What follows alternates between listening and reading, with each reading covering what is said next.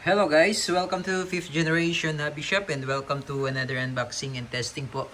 Shoutout po natin si Ma'am Mikaela ng Albay. Okay, this is the 5.1R Airsoft Pistol made in Taiwan by WE.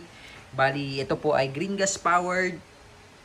Yan, ito po yung kanyang propellant o ito po yung kanyang hangin. Tapos ito naman po yung kanyang projectile o yung kanyang bala. So, plastic BBs po siya, Airsoft BBs.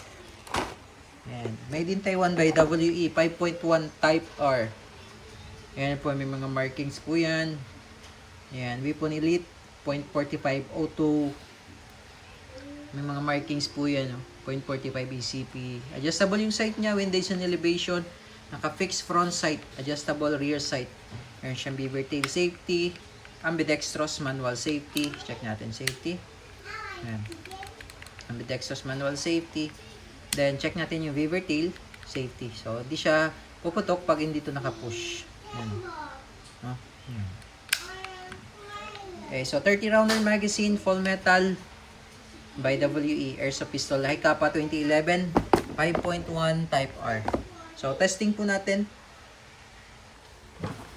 Okay, so bali ito yung kanyang magazine. So, ang bala nito ay plastic ball dahil ito po ay Airsoft BBs. So, ito po yung kanyang bala, plastic BBs. Okay, kapag air gun naman, ang bala ay bulitas, either bulitas or yung lead pellets, yung tingga. No, for this one naman, BBs, Airsoft BBs, plastic BBs.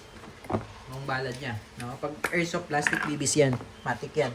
Tapos pagkakarga ng gas, 3 to 5 seconds lang. Yan.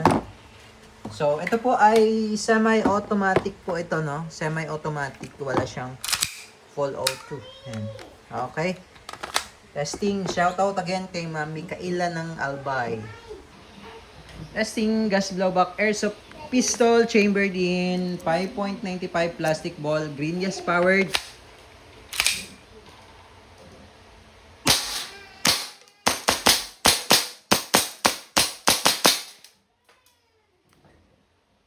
Yan, open slide, pag wala ng bala, open slide, release magazine, hammer down. Okay, Ma'am Mikaela of Albay, okay na po, goods na po yung unit, 5.1 Type R.